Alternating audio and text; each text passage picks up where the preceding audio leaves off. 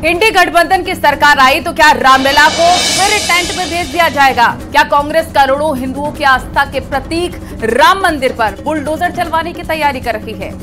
ये सवाल हम इसलिए पूछ रहे हैं क्योंकि कुछ दिनों पहले आचार्य प्रमोद कृष्णम के दावे के बाद आज प्रधानमंत्री मोदी ने भी ये बात कही और कांग्रेस एसपी पर जमकर प्रहार किया है। प्रधानमंत्री नरेंद्र मोदी ने कहा कि अगर कांग्रेस की सरकार आई तो वो रामलला को वापस टेंट में भेज देंगे, वो राम मंदिर पर बुलडोजर चलवा देंगे। पीएम मोदी ने कहा कि कांग्रेस के लिए वोट बैंक से बड़ा कुछ नहीं है। साथ ही उन्होंने कहा, योगी जी से सीखो कहां बुलडोजर चलवाना है। इन लोगों को योगी जी से ट्यूशन लेने की जरूरत है। प्रधानमंत्री यहीं नहीं रुके, उन्होंने विपक्ष पर निशाना साधते हुए कहा, पहले प्राण प्रतिष्ठा का निमंत्रण ठुकराया, रामनवमी पर राम मंदिर को बेकार बताया, पता नहीं राम से इनकी क्या दुश्मनी है। आइए इसी पर आपको विस्तार से रिपोर्ट दिखाते हैं। भैया बहनी कहे राम राम। अरे जरा योगी जी से ट्यूशन लो, बुलडोजर कहां चलाना कहां नहीं चलाना।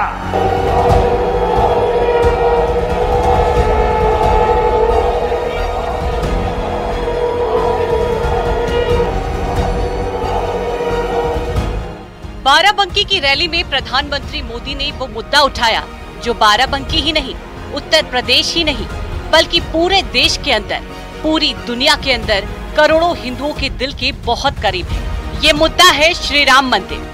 प्रधानमंत्री ने इशारा किया कि अगर इंडिया अलायंस की सरकार बनी तो राम मंदिर पर बुलडोजर चलेगा। सपा कांग्रेस वाले सरकार में आए तो रामलला को फिर से टेंट में भेजेंगे और मंदिर पर बुलडोजर चलवा देंगे। क्या योगी जी से यही सीखना है क्या? अरे जरा योगी जी से ट्यूशन लो, बुलडोजर कहां चलाना कहां नहीं चलाना। ये चुनावी सभा के लिए मैं कहने के लिए नहीं आया हूं, मुझे चिंता है क्योंकि उनका ट्रैक रिकॉर्ड ऐसा है, यही इनकी साजिश है। बाराबंकी में प्रधानमंत्री ने एक तीर से दो निशाना साधा तो सीएम योगी ने भी राम मंदिर के मुद्दे पर कांग्रेस के साथ समाजवादी पार्टी को घेरा। उन्होंने कहा कि जिसने राम भक्तों पर गोलियां चलवाई वो रामद्रोही है, जिसने राम मंदिर को बेकार बताया वो रामद्रोही है। रामद्रोही वही जो राम भक्तों पर गोलियां चलाते हैं, रामद्रोही वही जो हमारे राम लला की जन्मभूमि पर आतंकी हमला करने वालों के मुकदमों को वापस लेते हैं, रामद्रोही वही जो कहते हैं अयोध्या में राम मंदिर बेकार बना है, रामद्रोही वही जो राम भक्त कल्याण सिंह जी की मृत्यु पर संवेदना नहीं व्यक्त करते लेकिन माफिया के मरने पर मातम मनाने जरूर जाते हैं। प्रधानमंत्री ने मोदी 3.0 की एक झलक भी जनता के सामने पेश कर दी है। साथ ही दो लड़कों की जोड़ी को भी निशाने पे लिया है। उन्होंने कहा, हर चुनाव में दो लड़कों की जोड़ी लॉन्च की जाती है और दोनों परिवारवाद को समर्पित है, दोनों राम विरोधी हैं। हर चुनाव में दो लड़कों की जोड़ी लॉन्च हो जाती है क्योंकि कांग्रेस और सपा दोनों की कुंडली मिलती है, सारे गुण मिलते हैं। ये दोनों परिवारवाद को समर्पित है, दोनों भ्रष्टाचार के लिए राजनीति में है, दोनों अपने वोट बैंक को खुश करने के लिए कुछ भी कर सकते, दोनों अपराधियों और माफियाओं को बढ़ावा देते हैं। पिछले दो चुनाव से यानी कि 2014 और 2019 में राम मंदिर का मुद्दा पूरी तरह से बाकी मुद्दों पर हावी रहा और एक बार फिर इस मुद्दे को पीएम मोदी से लेकर सीएम योगी तक उठा रहे हैं, क्योंकि जब राम मंदिर के निर्माण की बात आई, प्राण प्रतिष्ठा की तारीख आई तो विरोध इंडिया गठबंधन के तमाम नेताओं ने की और अल्पसंख्यक वोट के लिए बहुसंख्यक से पंगा ले लिया, जिसका संदेश खुद प्रधानमंत्री और मुख्यमंत्री दे रहे हैं। Bureau report, news 18।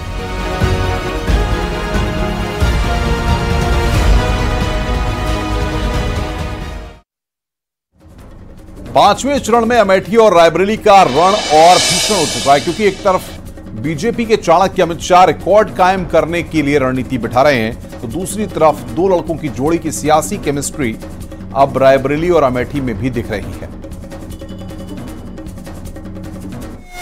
Shri Ram, Congress party India alliance परिवारवादी गठबंधन है कि हर बात झूठी निकली कि नहीं निकली, इनके वादे झूठे थे कि नहीं थे। साल का 8,500 रुपए खटाखट महीने का अंदर। रायबरेली की जनता भी खटाखट भेजेगी घर। उत्तर प्रदेश की सबसे हॉट सीट अमेठी और रायबरेली, जहां गांधी परिवार की प्रतिष्ठा दांव पर लगी है। राहुल गांधी के लिए साख का सवाल है और बीजेपी के लिए रिकॉर्ड कायम करने की चुनौती है। इसी रणनीति के साथ बीजेपी के चाणक्य एक तीर से दो निशाना लगा रहे हैं। तो पीएम मोदी कह रहे हैं, शहजादे अमेठी से गए, रायबरेली से भी जाएंगे खटाखट खटाखट। अरे कोई इनके दिमाग को भी जरा बता दो कि अब रायबरेली की जनता भी खटाखट भेजेगी घर। अमेठी से गए, रायबरेली से भी जाएंगे। पांचवें चरण की लड़ाई इसलिए भी दिलचस्प है क्योंकि स्मृति ईरानी की अमेठी और राहुल गांधी की रायबरेली सीट पर वोटिंग होगी, जिसके लिए गांधी परिवार के साथ ही बीजेपी के चाणक्य ने भी मोर्चा संभाल लिया है और मंच से सियासी बाण छोड़े जा रहे हैं। अब हम लोग कहते हैं 400 पार, मगर ये 2 सीट ऐसी है ना, ये 2 सीट पर कमल खिला दो तो 400 पार यहां से ही हो जाएगा और कहीं जाने की जरूरत नहीं है। मुझे बताओ, रायबरेली और अमेठी में कमल खिलाओगे क्या? जरा जोर से बोलो, खिलाओगे क्या? हमारे दोनों प्रत्याशी आगे आ जाइए, स्मृतिबेन और दिनेश जी। स्मृतिबेन और दिनेश जी को जिताओगे क्या? आज मनोज पांडे जी हमारे साथ आए। मनोज जी आगे आइए। मनोज जी ने सनातन का साथ देने के लिए भारतीय जनता पार्टी ज्वाइन की है। अमेठी का रण छोड़ने के बाद राहुल गांधी रायबरेली पहुंच गए, लेकिन उनको अपनी जीत से ज्यादा स्मृति ईरानी को हराने की फिक्र है। तभी तो राहुल गांधी अखिलेश यादव के साथ अमेठी में रैली करने पहुंचे और निशाने पर बीजेपी को लिया, लेकिन स्मृति ईरानी ने भी करारा पलटवार किया। मनोज भैया ने सनातनियों के मंच कि अमेठी पहली बार मैं यहां 42 साल पहले आया था, जब मैं 12 साल का बच्चा था। अपने पिता के साथ आया, 42 साल हो गए। और मैं आपको कहना चाहता हूं कि जो भी मैंने राजनीति में सीखा है वो अमेठी की जनता ने मुझे सिखाया है। जो 5 दशक राज करते रहे, वो कलेक्टर का ऑफिस तक नहीं बनवा पाए। आज मेरे क्षेत्र में जिसने सुशासन की, अच्छे शासन की और अच्छे शासक के प्रतिनिधि के नाते शिलान्यास किया विकास कार्यों का, आज अमेठी की जनता की ओर से उन्हीं अमित शाह जी को आभार व्यक्त करती हूं। अमित भाई, आपने 2019 में कहा था अमेठी है तैयार, अब की बार मोदी सरकार। आज अमेठी और रायबरेली की ओर से विनम्रता से आपके चरणों में निवेदन रखती हूं, हम दोनों हैं तैयार। अब की बार फिर एक बार मोदी सरकार। उत्तर प्रदेश में 2 लड़कों की जोड़ी की सियासी केमिस्ट्री सिर्फ चुनावी रैलियों के मंच पर ही नहीं, बल्कि जमीनी स्तर पर भी दिख रही है। अखिलेश यादव ने चुनावी तपिश के साथ ही अपने कार्यकर्ताओं को हिदायत दी थी कि उत्तर प्रदेश में जिन लोकसभा सीटों पर कांग्रेस चुनाव लड़ रही है, वहां वो ये मानकर पूरी ताकत लगाएं कि सपा का उम्मीदवार ही चुनावी मैदान में है। उनकी ये हिदायत गांधी परिवार के गढ़ माने जाने वाले रायबरेली और अमेठी में जमीनी स्तर पर नजर आ रही है। खैर, एक तरफ दो लड़के रायबरेली और अमेठी जीतने के लिए पूरी ताकत झोंक चुके हैं, तो दूसरी तरफ अमित शाह ने रायबरेली में सपा विधायक मनोज पांडे को बीजेपी में शामिल कर इंडिया गठबंधन के मनोबल पर करारा प्रहार किया है। Bureau report, news 18। जय जय श्री राम। और अब बात सोनिया गांधी के भावुक अपील की कर लेते हैं। दरअसल राहुल गांधी के लिए आज पूरा परिवार रायबरेली में नजर आया। सोनिया गांधी से लेकर प्रियंका गांधी तक सब राहुल गांधी के लिए वोट की अपील करते रहे। इसी दौरान सोनिया गांधी ने कहा कि मैं आपको अपना बेटा सौंप रही हूं। उन्होंने कहा, जैसे आपने अपना माना वैसे ही राहुल को अपना मानकर देखें, राहुल आपको निराश नहीं करेंगे। मेरा सब कुछ आपका दिया हुआ है, तो भाई और बहनों, मैं आपको अपना बेटा सौंप रही हूँ।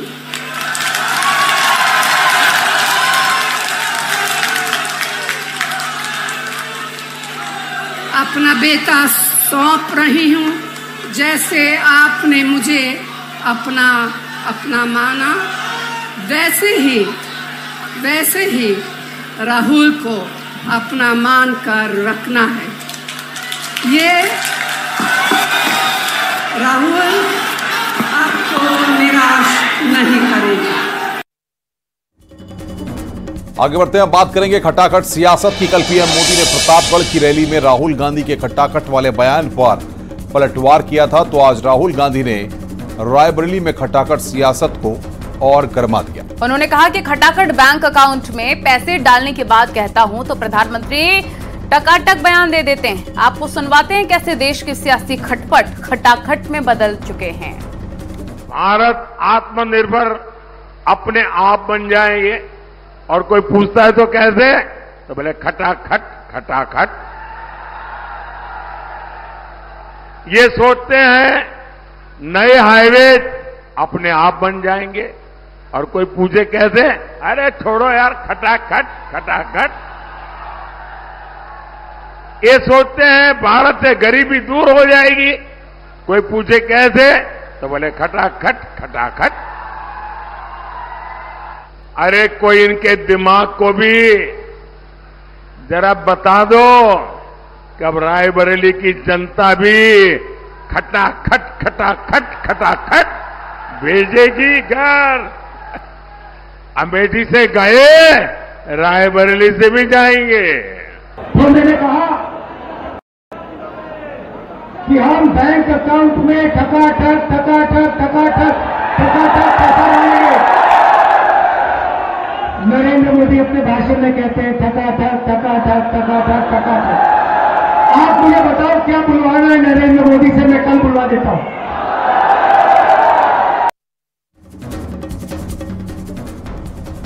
तो चलिए अगली खबर की ओर बढ़ते हैं और बात करेंगे स्वाति मालीवाल केस की। सीएम हाउस में स्वाति मालीवाल की पिटाई का मामला किसी रहस्य से कम नहीं है, क्योंकि लोकसभा चुनावों के बीच में अभी तक इस मामले की जो तस्वीरें सामने आई हैं, वो दाल में कुछ न कुछ काला होने वाली कहावत को जरूर सच साबित कर रही हैं। कुछ सेकंड का एक वीडियो सामने आया है जिसमें दिल्ली सीएम हाउस में अंदर सिक्योरिटी स्टाफ और स्वाति मालीवाल के बीच बहस होती नजर आ रही है।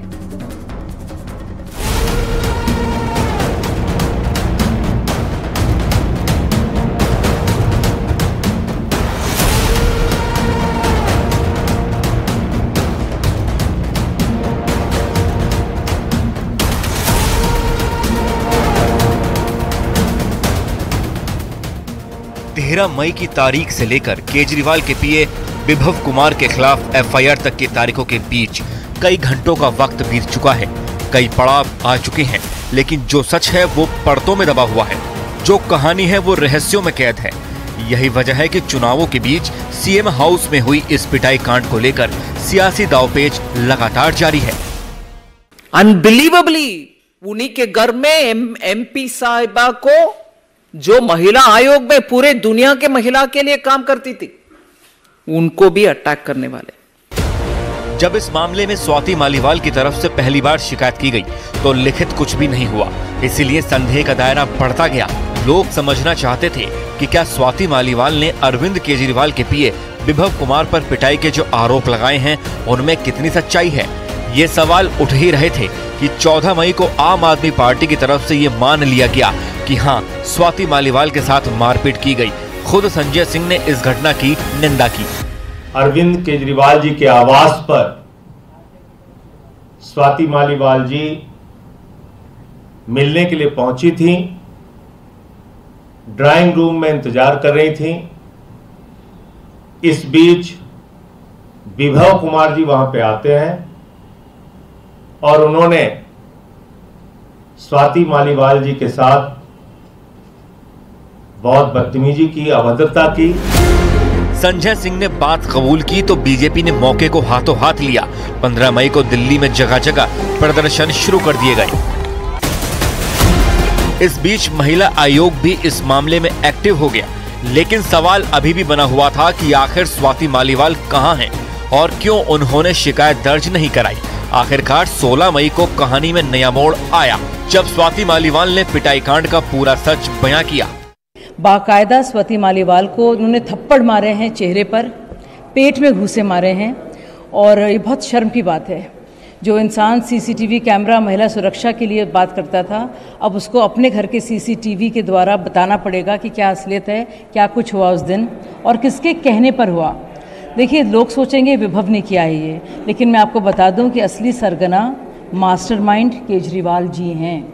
आपको याद है जब योगेंद्र यादव और प्रशांत भूषण को जब निकाला गया कापस खेड़ा में, जब नेशनल एग्जीक्यूटिव की मीटिंग थी, कैसे बाउंसर्स बुलाकर मारा पीटा गया था, लहू लुहान हो गए थे उनके लोग। और जिस तरह की बदतमीजी और बदसलूकी मैंने बर्दाश्त की है। विभव को इस्तेमाल किया जाता था मुझे जलील करने के लिए।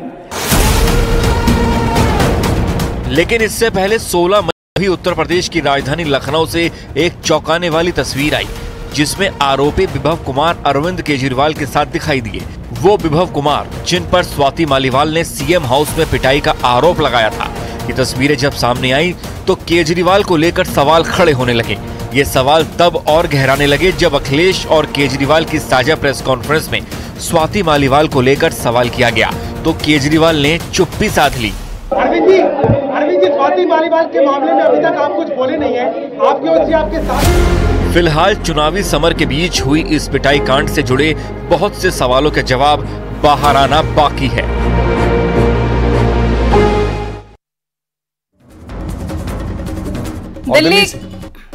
दिल्ली से बड़ी खबर, कांग्रेस प्रत्याशी कन्हैया कुमार को पड़ा है थप्पड़। प्रचार के दौरान कन्हैया कुमार को थप्पड़ मारा गया है। नंदनगरी में प्रचार के दौरान शख्स ने थप्पड़ मारा है। बड़ी खबर इस वक्त हम आपको बता रहे हैं, कन्हैया कुमार को थप्पड़ मारने का वीडियो वायरल हो रहा है। न्यूज 18 नहीं करता वीडियो की पुष्टि, तो यहां पर वो फुटेज हम आपकी स्क्रीन पर आपको दिखा रहे हैं किस तरीके से न्यूज 18 इस वीडियो की पुष्टि नहीं करता है। ये आप देख सकते हैं प्रचार प्रसार के दौरान कैसे थप्पड़ पड़े हैं और इस शख्स को हालांकि पकड़ लिया गया है, लेकिन इस शख्स ने ये देखिए कैसे थप्पड़ जड़ दिया। एक्सक्लूसिव तस्वीरें आप देख रहे हैं। हालांकि न्यूज 18 इसकी पुष्टि नहीं करता है। कन्हैया कुमार को थप्पड़ मारने का ये वीडियो अब ये देखिए, अब काफी ज्यादा ये वीडियो वायरल हो रहा है। दिल्ली उत्तर पूर्व सीट से कांग्रेस के प्रत्याशी हैं कन्हैया कुमार और यहां पर ये वीडियो सोशल मीडिया पर वायरल हो रहा है। न्यूज 18 इस वीडियो की पुष्टि नहीं करता है।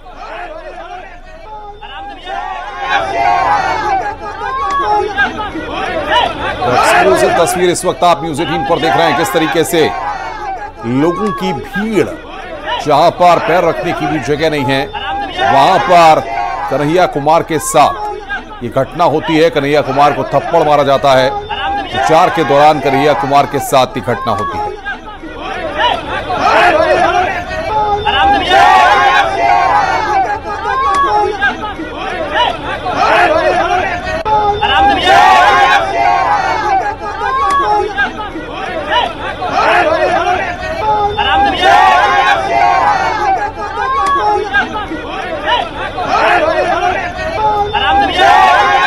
एक्सक्लूसिव ये तस्वीरें हैं।